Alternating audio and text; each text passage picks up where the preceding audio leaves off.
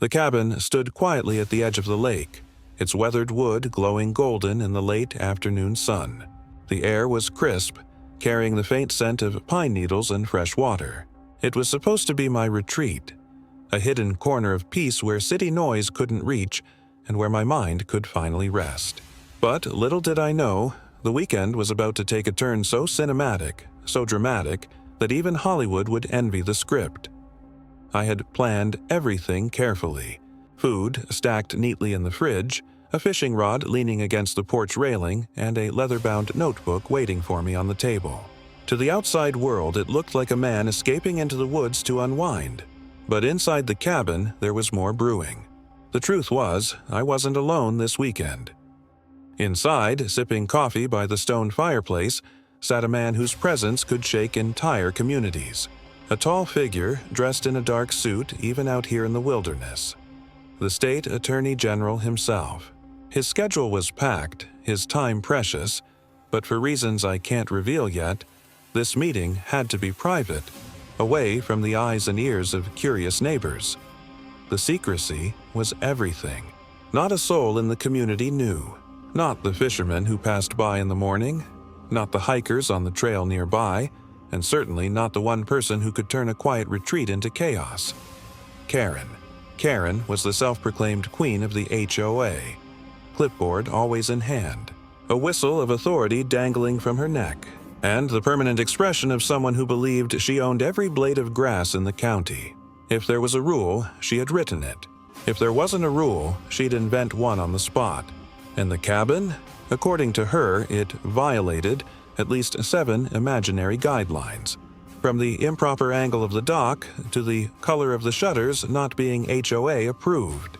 So when her sharp eyes noticed my truck parked by the cabin, a truck she swore wasn't registered with her neighborhood database, she couldn't resist. She stormed across the gravel path, her heels clicking like gavel strikes in a courtroom, and without knocking, without hesitation, she pushed the cabin door wide open. The sound echoed like a gunshot inside the quiet room.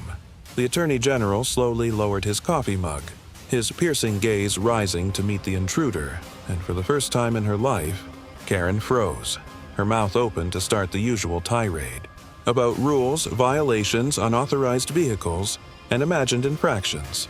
But the words died in her throat as her eyes locked onto the man in the suit. She didn't know yet who he was, but his presence alone carried the weight of authority, the kind Karen could never fake with a clipboard. The silence stretched. The tension thickened. My pulse hammered in my chest. Karen had no idea that in barging into my cabin uninvited, she had just walked into something far bigger than herself, something that could shatter her illusion of control forever. This was no ordinary weekend at the lake. This was the beginning of a confrontation that would make every neighbor whisper for years to come. For a moment, the cabin was so silent you could hear the faint crackle of the firewood. Karen stood frozen at the doorway, one hand still gripping the brass handle, her knuckles white, her jaw trembling as if she had accidentally walked into a lion's den. Her usual confidence, that sharp, cutting arrogance she wore like perfume, slipped from her face. She tried to compose herself, but her eyes kept darting between me and the stranger in the suit.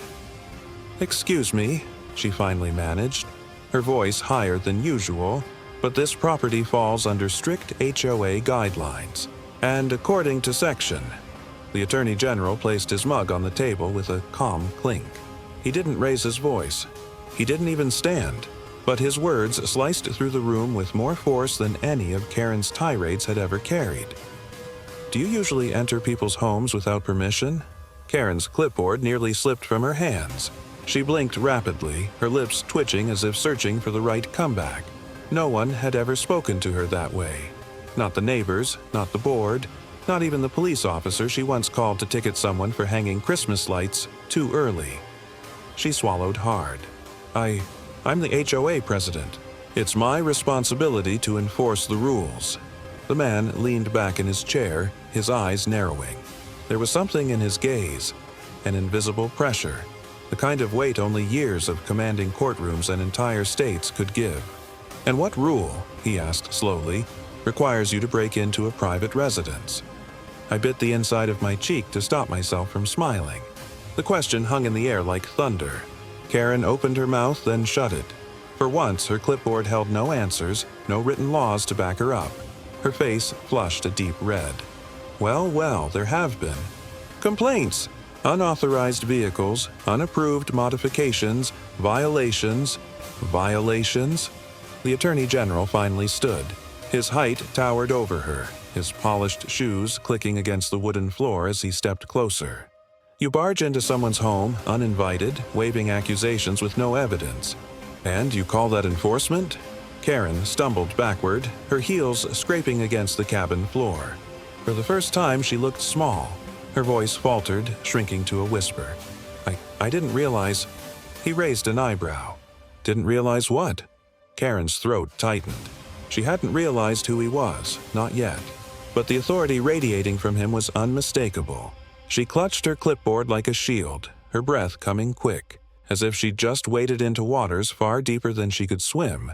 And still, she had no idea that the man she had just challenged wasn't merely a visitor. He was the highest-ranking legal officer in the state, a man whose signature alone could dismantle her entire HOA empire. The fire crackled again, almost mockingly, as the tension rose higher than the cabin's wooden beams. Karen shifted uncomfortably. The Attorney General's voice dropped lower, colder. "Sit down," he said. Her eyes widened. For the first time in her life, Karen obeyed without question. Karen lowered herself onto the edge of the wooden chair across from the fireplace. Her clipboard clutched to her chest like a lifeline. She tried to sit upright, to wear the same air of superiority she always carried in the neighborhood board meetings, but the tremor in her hands betrayed her. The Attorney General didn't rush. He stood silently by the fire for a moment, letting the crackle of burning logs echo like background percussion. Then he turned, his sharp gaze locking onto her with the precision of a judge about to pass a verdict. "Name," he said flatly. Karen blinked, startled. "Excuse me?" "Your name," he repeated, slower this time, his voice deep and deliberate. "Full name." Her throat bobbed as she swallowed. Karen Whitfield, president of the Lakeshore Homeowners Association." He pulled a slim notepad from his suit pocket and wrote it down with deliberate strokes. The scratch of his pen sounded unnervingly loud in the tense silence. "Do you often conduct inspections by breaking and entering?" he asked without looking up. Karen gasped. "It wasn't breaking and entering. The door was, unlocked." My voice finally cut in, calm but firm. "Unlocked because I live here. Not because you had any right to come in." Karen's eyes darted between us, her confidence unraveling thread by thread. "I was only fulfilling my duties. If residents don't follow HOA regulations, then the community falls into chaos." The Attorney General finally lifted his eyes from the notepad. His stare was sharp enough to cut glass. "Chaos or control?" Karen shifted uncomfortably. "What do you mean?" "You seem very eager to impose rules," he said, circling the room slowly, his polished shoes tapping against the wooden floor. "But tell me, Ms. Whitfield, who enforces you? Who gave you the authority to decide what color shutters are legal or what vehicles can sit in a driveway?"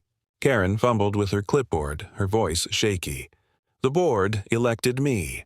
"The board of neighbors," he interrupted, "not the board of law."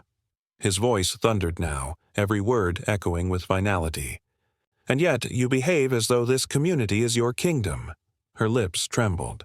The air felt heavier, the fire popping louder as though punctuating every syllable. She tried to gather herself, tried to summon that fiery voice that had silenced so many residents before. But in this room, with this man, she was no queen. She was a trespasser on trial. The Attorney General leaned forward, resting one hand on the table. "Do you understand, Ms. Whitfield, that entering this cabin uninvited is a criminal act? That you are standing in front of the highest legal officer of this state, and you have just confessed to unlawful intrusion?" Karen's jaw dropped. The clipboard slipped from her hands and landed with a dull thud on the floor. Her breath caught in her chest. For the first time, realization dawned in her eyes. She hadn't walked into just another resident's cabin to bark orders. She had walked straight into the office of the law itself. And now, she was the one being investigated. Karen's face turned pale, the firelight flickering across her trembling features. For years, she had strutted through the neighborhood like a self-crowned monarch, but now, stripped of her authority, she looked small, cornered, and desperate. Her voice cracked as she tried to steady herself. "I wasn't trying to commit a crime. You have to understand. I was only protecting the community. People rely on me to—" The Attorney General raised his hand, cutting her off. "Protecting the community?" His words dripped with razor-sharp skepticism. "Or protecting your power?"